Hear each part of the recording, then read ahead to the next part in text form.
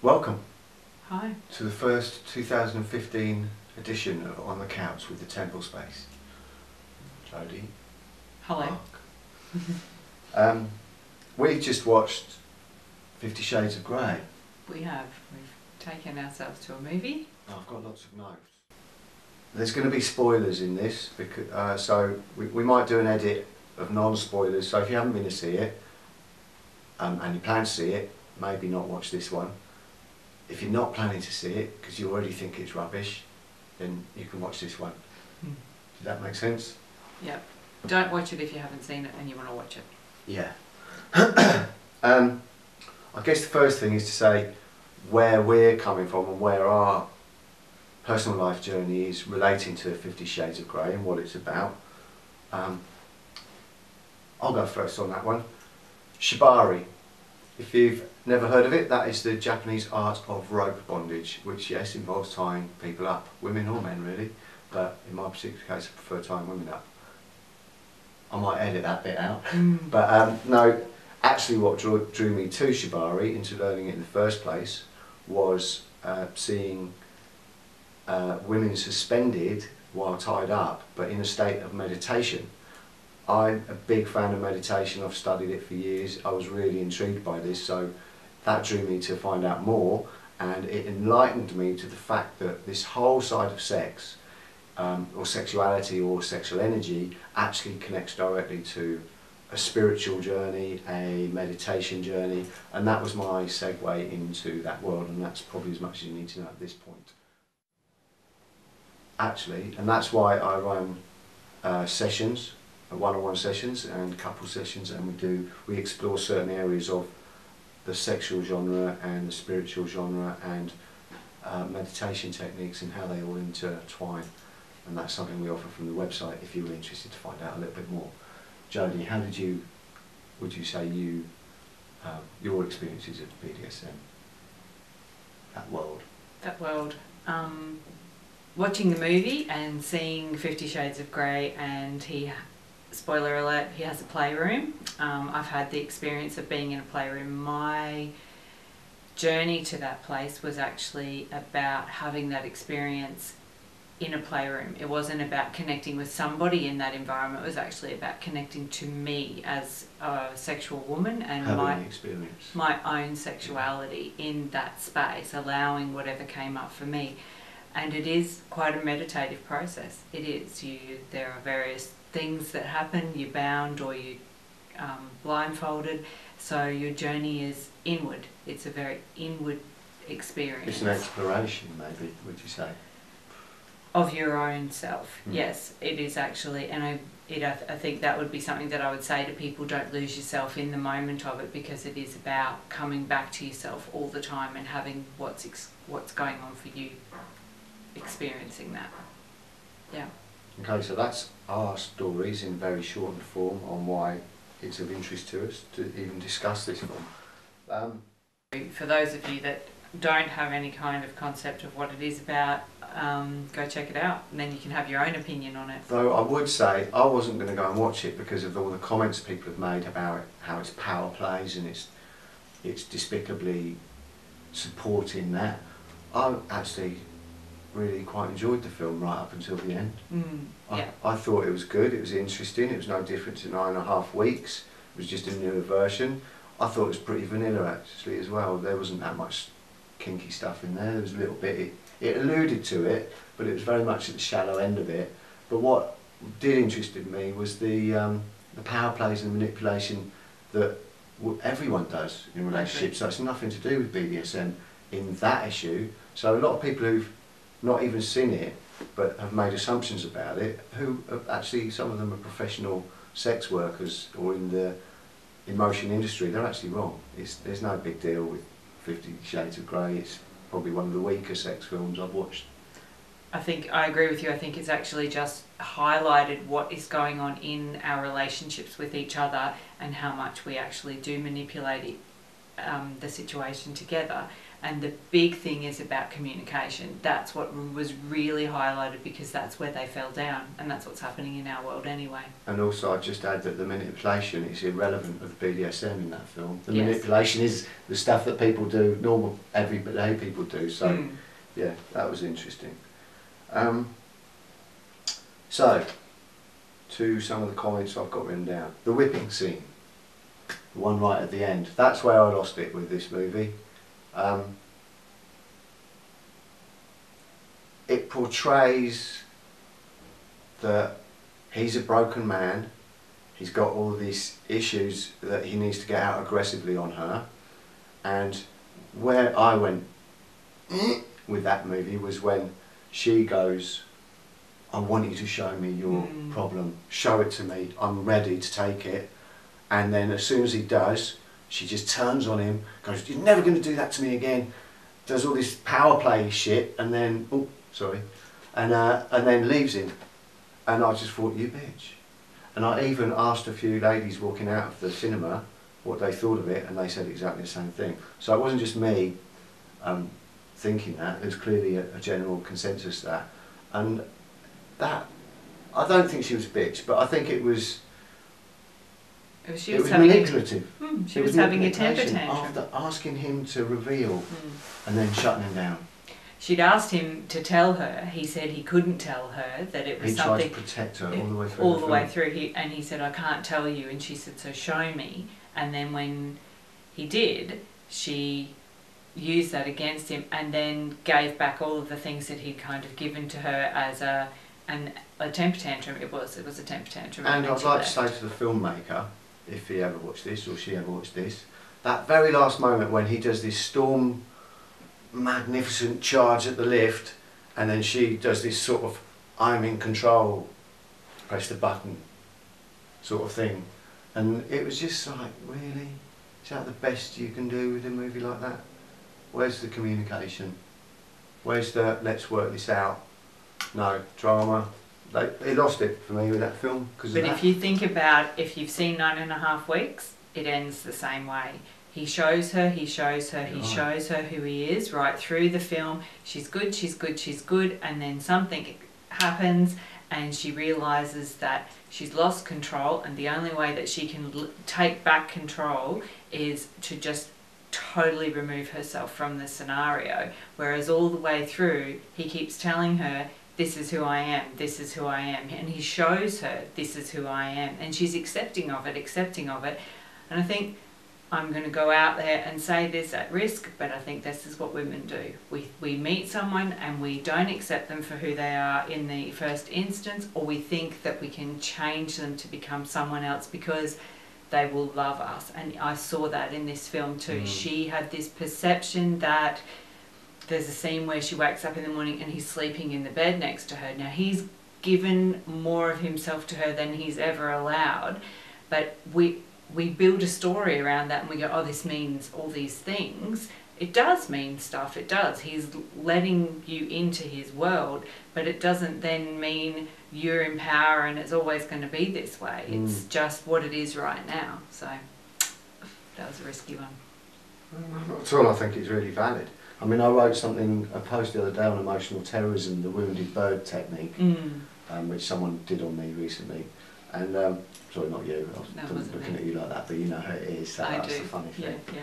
But yeah, it's the same thing. It's that like, oh, go into this emotional pretense, actually. But anyway, so that was the whipping scene and why the film fell down for me after that. But I actually thought it was an alright film. It's bearable, it was all pretty vanilla. The one thing that really, really stuck out for me, which we alluded to a minute ago, was actually communication. And communication comes into contract. And in the movie, they talk about contract a lot. Okay, let's talk about contracts. And I think it comes down to that same thing of sitting down and talking about where you both are. And it's not black and white, because it can always be changed. That's the beauty of it. It's about looking at it and going, okay, so now what's happening and this is affecting me, as long as the communication stays open and we both know that it's I'm being affected, so this now needs to be discussed, and you're being affected, so this needs to be discussed. and then, okay, well, where can we go from here? There's always the ability to renew a contract, to change a contract. It's not locked in forever.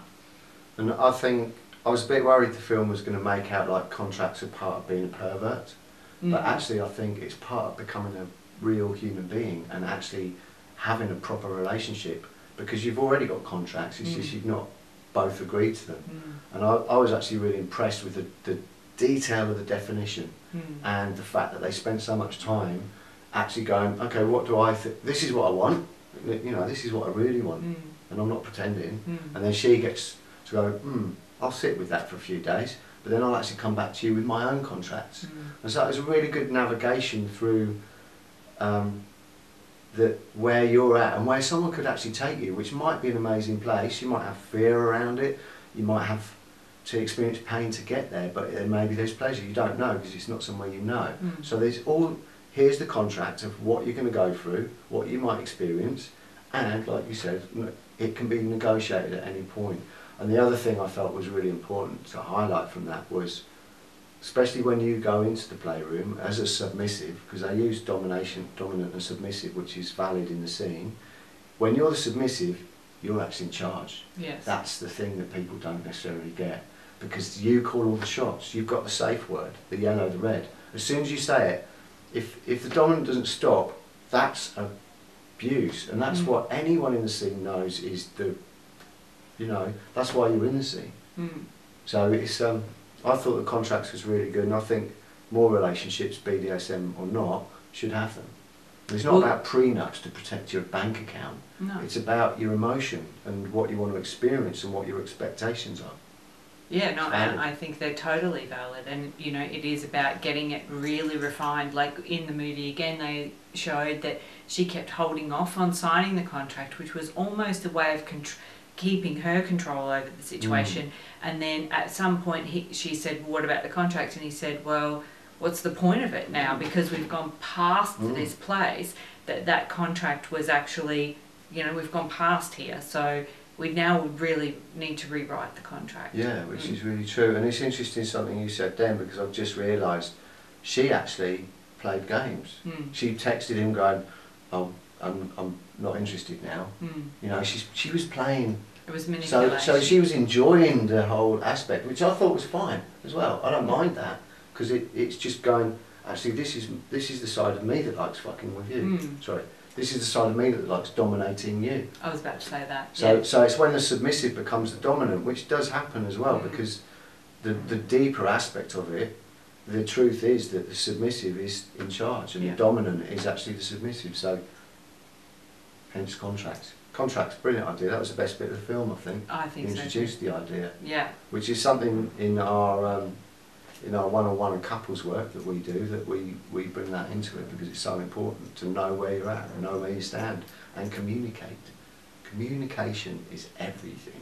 Yes, it is definitely. In this sort of stuff. Yeah, and it's about communicating and then reiterating what the other person said, so you actually are clear.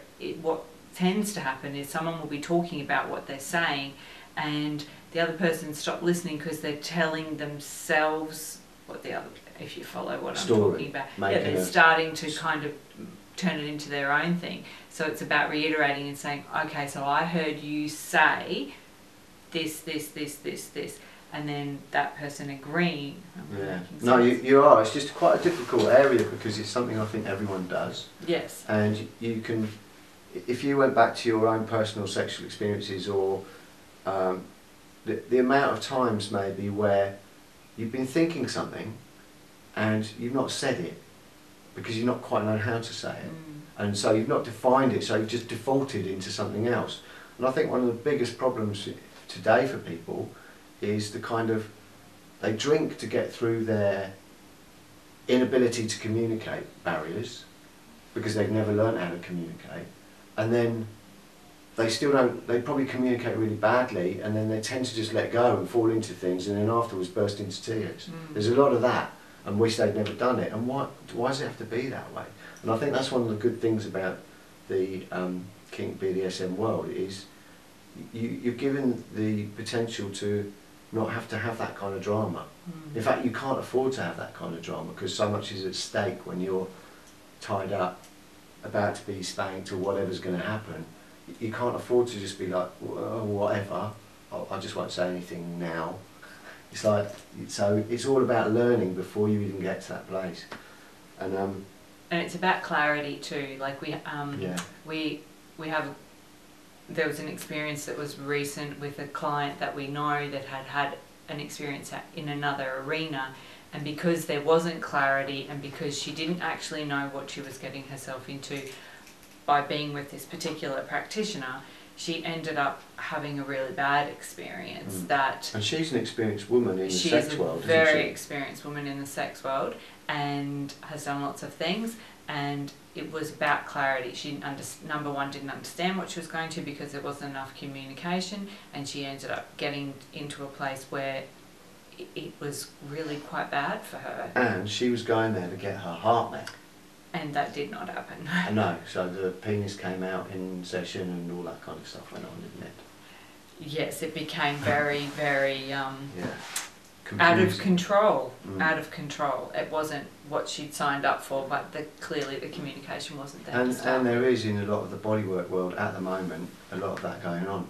And it's one of my gripes with that world. Mine too. Because there's no regulation, so people are going to it inexperienced, and the body workers who have quite a lot of issues, a lot of them I think. In fact, that's probably not fair because there's some very professional ones, but there's just too much randomness, there's no clarity and there's no good communication in that world.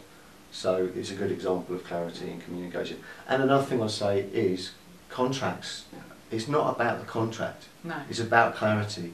Because the only thing that people might confuse is once they've got the 5-page million-point contract, it's set in stone, and it's not. The point is it's got to be fluid, it's got to be negotiable when you're in the room.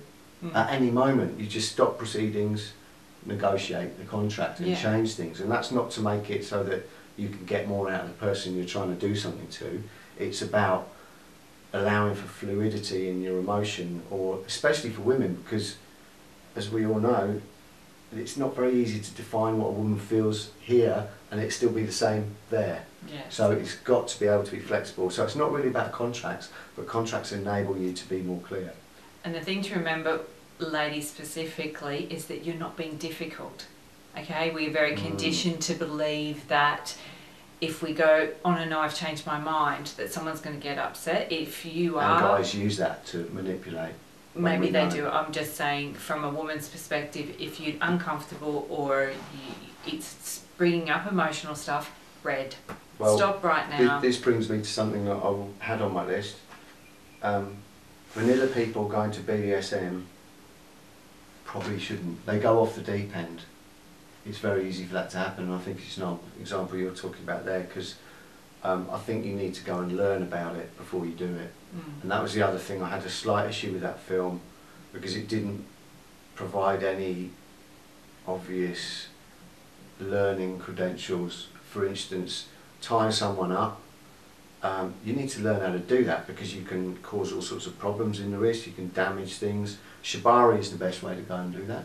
But this is also something we offer through sessions, exploring into ways to get into particular areas.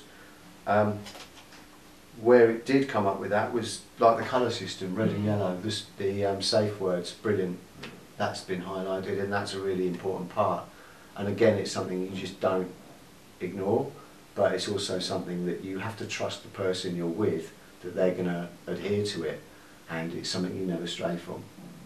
If the submissive says red, that's a stop. Red. There's never, never, never not a stop. And anyone who doesn't honour that needs to be arrested and thrown in prison, frankly, in my opinion.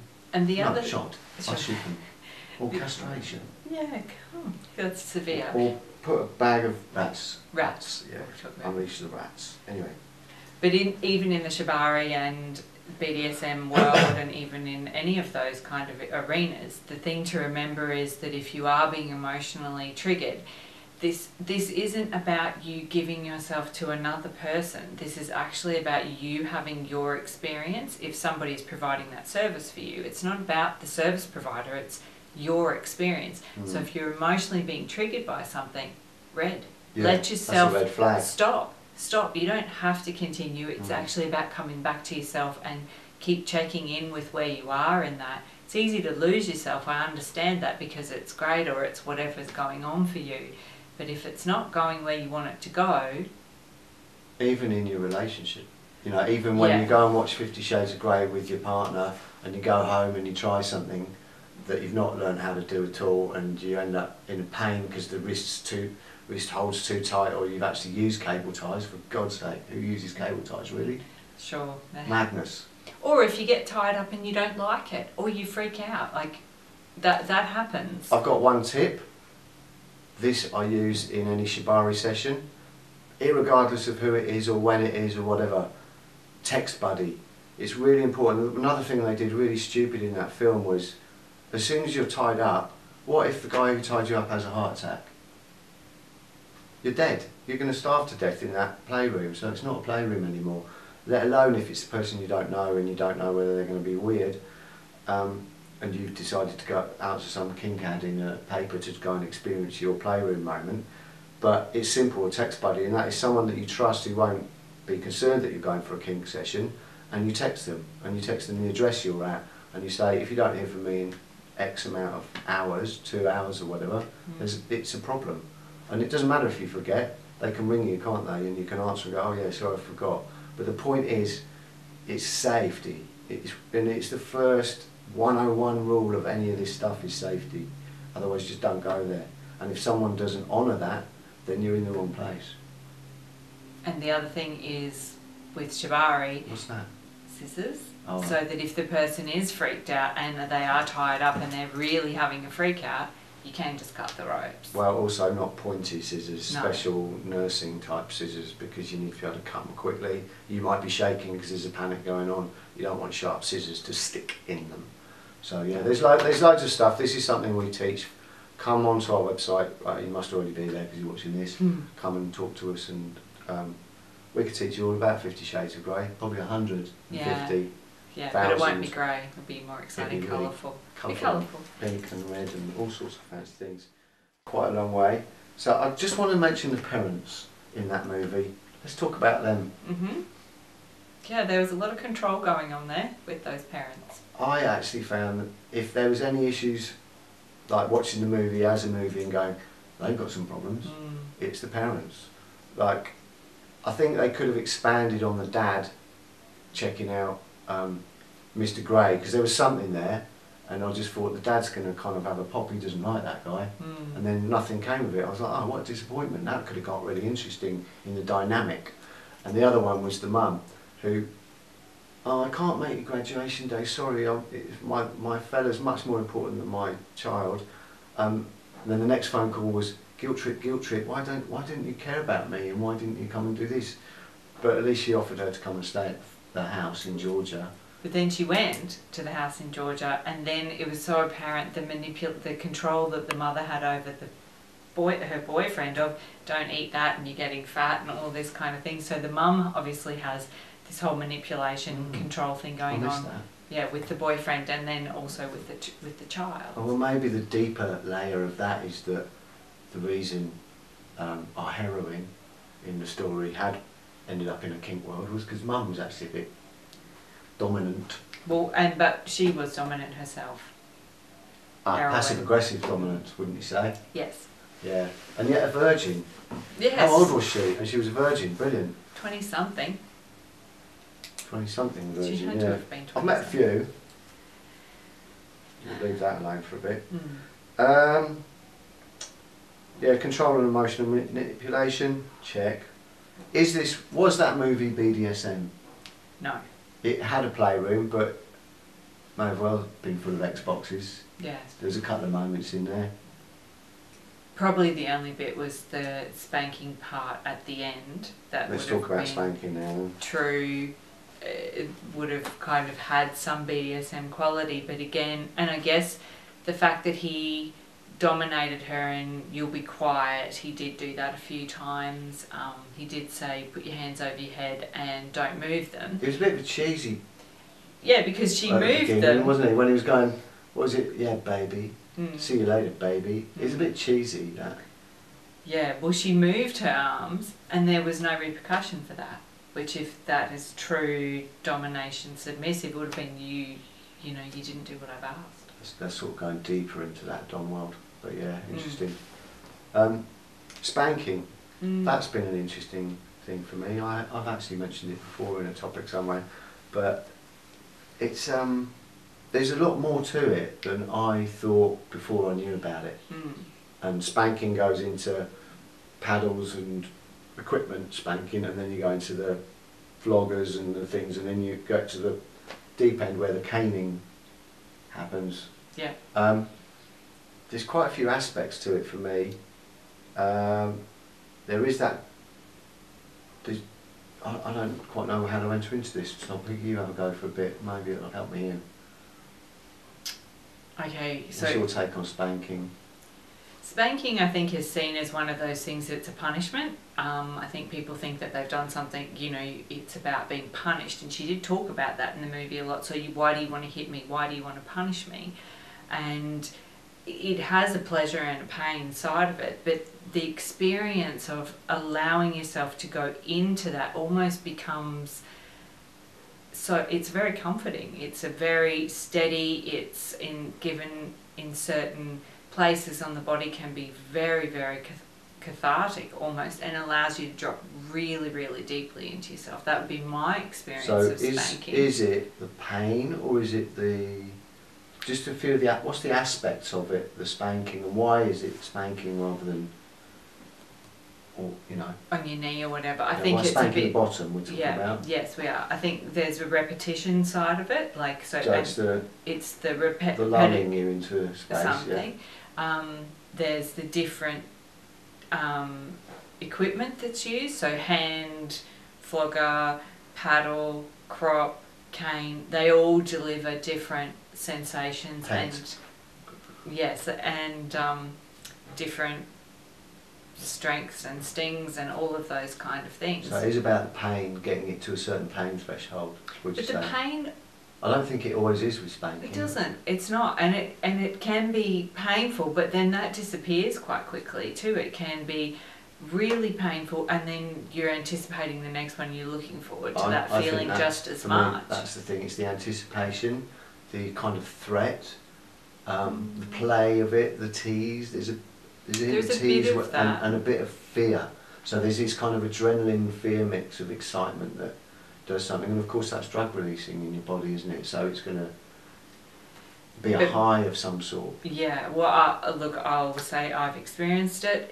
I really enjoy it, and going into that place of being spanked, I have never felt more relaxed in my life. So it's what was a meditative. It's meditative. You drop.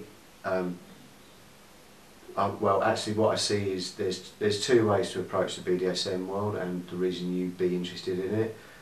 And one would be for sexual excitement, just to explore. Maybe there's something in you that longs for it, so there's a kind of deeper aspect that wants to have expression and be revealed to you for it. But also, and the reason why I came to it was purely because of the meditative power of these things: spanking, caning, and shibari. And the tie-up, and the power and the vulnerability of those experiences, and where it can take a person when they can let go to absolute trust and feel safe and feel trusting. And it's heart. It's all about heart for me. It's not really the sexual part. Is probably just a bit of petrol in the engine to power it to a place where you can't get to necessarily so easily without it. That's my take on those. I think it's actually looking at the other side of yourself too. There's that, you know, we talk about vanilla, and there's the light and the dark, and there's all of those kind of connotations. But vanilla, by the way, is people that don't do kink. I should have explained that previously. It's basic, normal, everyday sex stuff, referred to as vanilla. The BDSM side for me is a mask. So it's a mask that I put on that allows me to be this other part of me that's there, and have that experience and go into it and feel what's going on for me in that environment. I don't live there every day, but you know, it is allowing that part of me to be alive and actually have own it, you know, own that part of myself. And there's another side, and it's an aspect that I find quite interesting, is that people's personality traits that are slightly kind of odd and deep and strange can sometimes have expression in the BDSM world and actually find release through the BDSM world, which doesn't find release, and it creates a lot of tension in their day-to-day world. So there's a correlation there. And what I also have seen and experienced, I'm happy to say, is the other side of all this. And when you can get to a place where you've no longer got these sort of trigger points, or you've been through these experiences, there's a whole area which I term sex magic, which is where it becomes an energy thing, where sexuality becomes an energy. And Taoist knowledge knows about it and has a whole pathway towards it.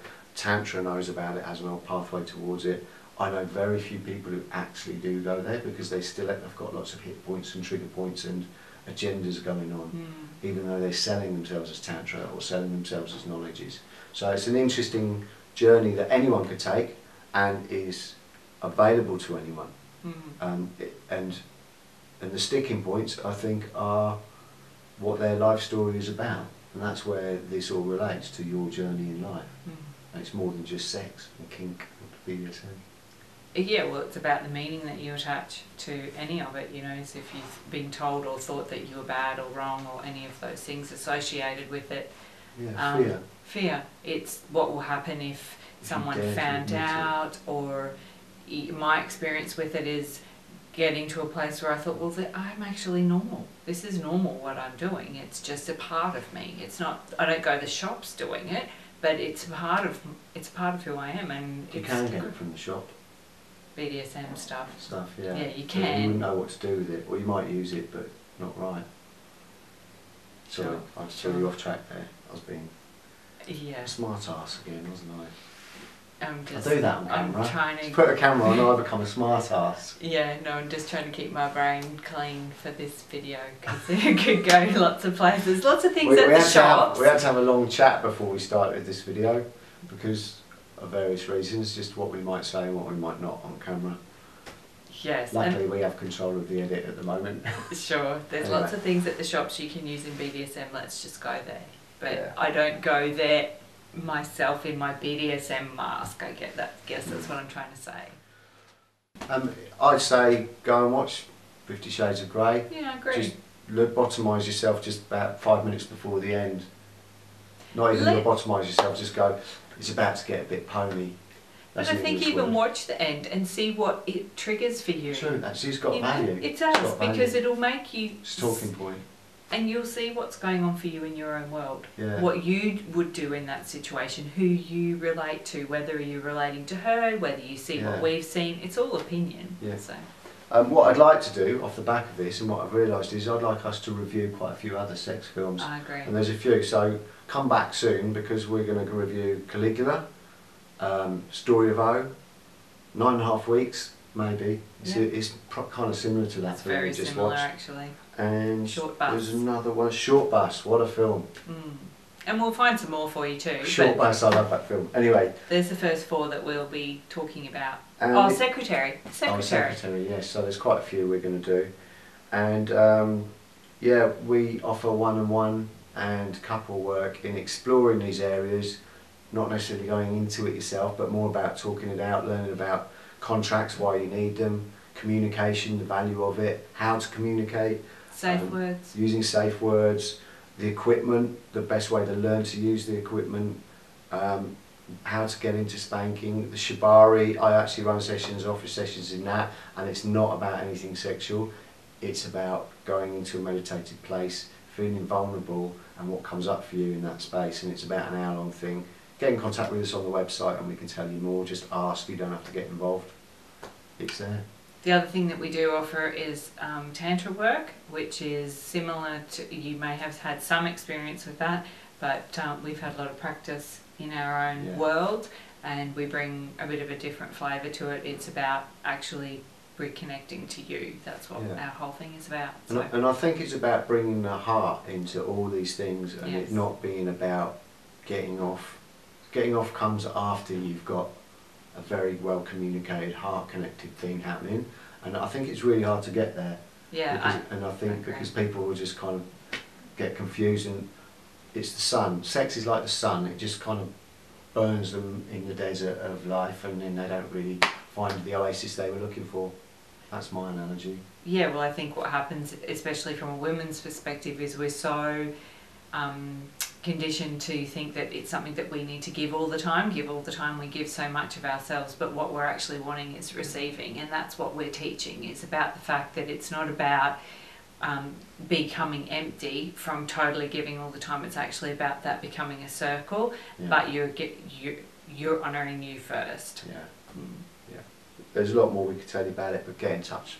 That's the best way.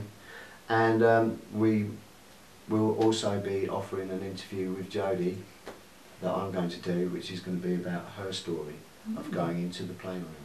The before, why she wanted to, how she got there, what happened in the playroom. And what life's been like after. I don't actually know. I'm going to interview her and find out. And how life's been after, what it's done, what the good, the bad and the ugly. Yeah, it'd be great. Stay tuned. Thanks for joining us. Thanks.